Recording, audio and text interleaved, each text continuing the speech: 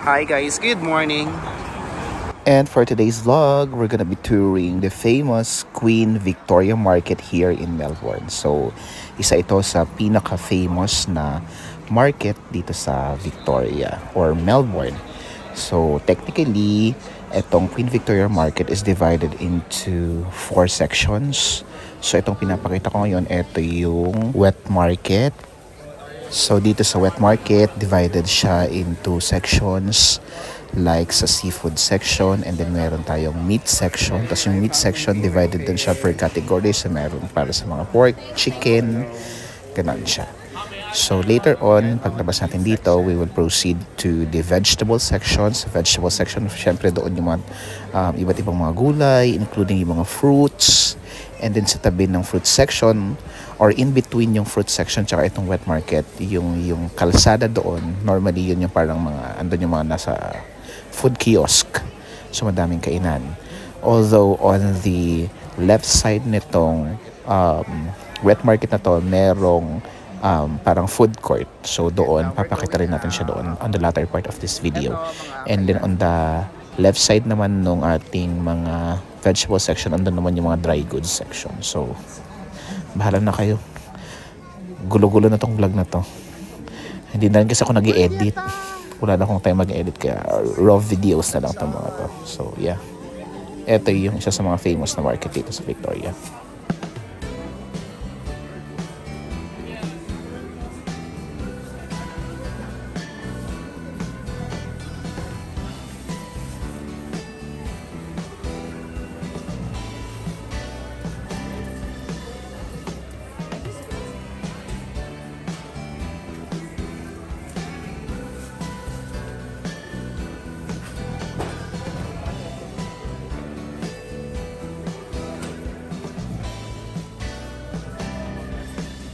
Sorry.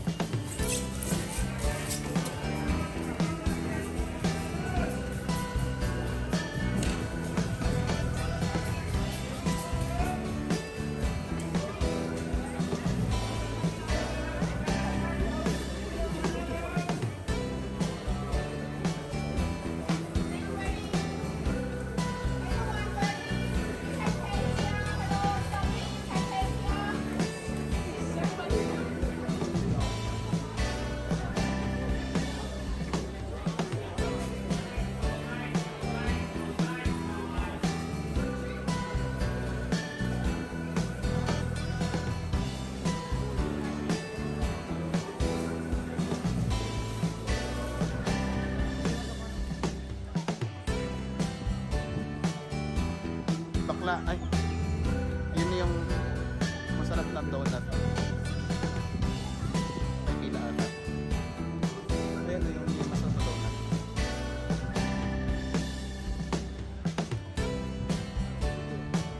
Pila siya, no? Pila, no? Oo, pinipilahan.